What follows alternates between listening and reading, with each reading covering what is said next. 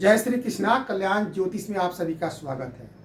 कल्याण ज्योतिष यूट्यूब पर अभी आप हमारे चैनल पर केतु के बारे में जानकारी प्राप्त कर रहे हैं।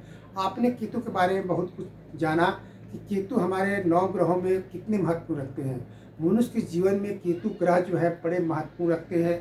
सब कुछ होते हुए अगर आपका केतु शुभ नहीं है जन्म कुंडली में, तो आदमी का वर्चस्व जो है जिस पोजीशन पर है वो सफल नहीं प्राप्त कर सकता। उसके अपने मकान कारखाने राज पर जो राज का जो झंडा है, जो उसका वर्चस्व है, वो नहीं फहरा सकता। तो केतु हमारे जन्म कुंडली में बड़े महत्वपूर्ण ग्रह है। केतु को जो है पाप ग्रह, छाया ग्रह भी कहा जाता है। और केतु की जो दैनिक गति होती है 3 काला 11 दिक्ला होती है, अर्थात राहु की तरह ही समान जो है केतु की होती है। और राहु की तरह ही ये एक राशि में जो है 1.5 साल अर्थात 18 महीना तक रहते हैं। और इनकी विषुवंतरी दशा जो होती है 7 साल की होती है।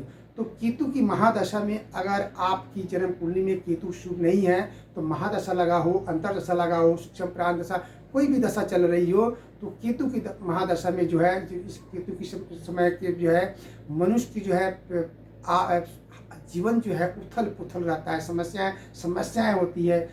जहाँ भी जिस काम में जाता है तो उसको समस्या घिरे हुए रहते हैं। उसका विकास नहीं होता, उसके धन की हानि होती है, वो रोगग्रस्त होता है, स्वास्थ्य ठीक नहीं रहता। तो केतु हमारे जन्म कुंडली में बड़े महत्वपूर्ण रखते हैं। तो अगर आज का ऐसा देखा जाता है कि जन्म कुंडली में अधिकांश लोगों का केतु खराब ही होता है। केतु से ही हमारे जन्म कुंडली में काल सर्प योग बनते हैं, ग्रहण योग बनते हैं, बहुत सारे योग बनते हैं। तो केतु आपकी जन्म कुंडली में खराब है तो उसके लिए क्या उपाय करना चाहिए, इसी विषय पर आज हम बात करेंगे। और हमारे जो 12 घर होते हैं जन्म कुंडली के, कहीं ना कहीं सबके केतु बैठे होते हैं। तो केतु किसी प्रकार से खराब है। जैसे आप हमारे यूट्यूब पर आपने हमारे वीडियो में देखा कि केतु की जो अपनी राशि जो उच्च के होते हैं वो धनु राशि में उच्च के होते हैं, और मिथुन राशि में केतु नीच के हो जाते हैं। और किसी मत के अनुसार जो है वृश्चिक राशि में जो है ऊंच के होते हैं और वृषभ राशि में नीच के होते हैं। तो ये इनके साथ भी मतभेद है। तो आप जिस प्रकार से समझ रहे हो कि केतु जो है किस प्रकार से ऊंच के होते हैं, नीच के होते हैं, कि मित्र ग्रह कौन होते हैं, शत्रु ग्रह कौन होते हैं। तो अगर आपकी जन्म कुंडली में केतु बैठे हुए हैं और आप समझ रहे हैं या किसी ने बताया है या जैसे भी समझते हैं कि केतु हमारा खराब है, तो क्या उपाय करना चाहिए। तो ऐसे केतु के भी उपाय बहुत सारे हैं। रत्न धारण करते हैं लोग, मंत्र जाप करते हैं, बहुत तमाम बातें हैं। लेकिन जिस घर में केतु खराब है आपका, उसके अनुसार क्या उपाय करना चाहिए, आज उसी विषय पर हम बात करेंगे और बताएंगे आपको कि केतु के अगर खराब हो तो क्या उपाय करना चाहिए। ये जानकारी आप कल्याण ज्योतिष यूट्यूब पर प्राप्त कर रहे हैं। अगर ये जानकारी आप सभी को अच्छी लगे तो इसको शेयर कीजिए, संग्रह कीजिए, लाइक कीजिए, हम हमारे साथ बने रहिए। हम सभी का बहुत बहुत धन्यवाद करते हैं। तो चलिए हम बोर्ड पर समझाते हैं, आपको बताते हैं कि केतु अगर खराब हो तो क्या उपाय करना चाहिए। जैसे आप समझते आ रहे हैं, ये जो है जन्म कुंडली का चार्ट होता है। इसमें 12 घर होते हैं और इसी 12 घर में सभी के जन्म कुंडली में केतु ग्रह जो है कहीं ना कहीं बैठे होते हैं। तो आज मैं लगन से लेकर छठे भाव तक बताऊंगा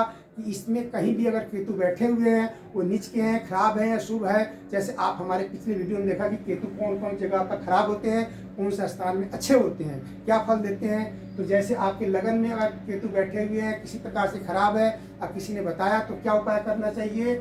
पहले 4 दिन तक 4 नींबू, फिर 4 दिन तक 4 केले मंदिर में रखें और ब्राह्मण को नारियल दान करें। पहले 4 दिन तक 4 नींबू, फिर 4 दिन तक 4 केले मंदिर में रखना है और एक ब्राह्मण को जो है नारियल दान करते हैं। तो प्रथम घर लगन भाव का जो है केतु अगर खराब है तो उससे आपको फल की प्राप्ति होने लग जाएगी। अगर धन भाव द्वितीय भाव में अगर केतु है और खराब है तो क्या करना चाहिए।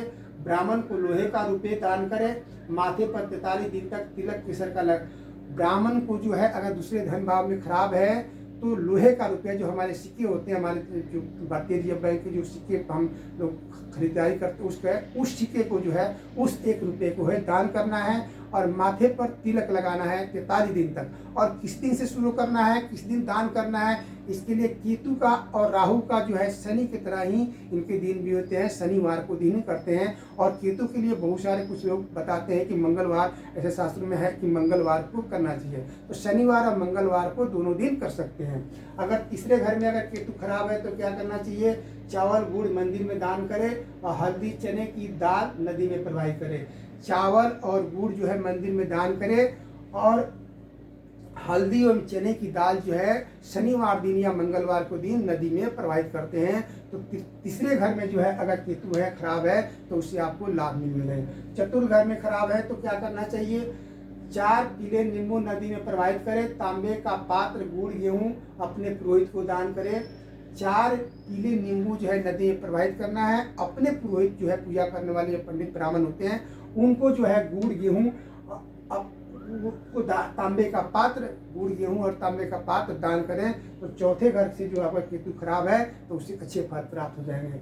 और 5वें घर में केतु है खराब है तो क्या करें, ब्राह्मण को कंबल दान करें और कांसे का पात्र दान करें।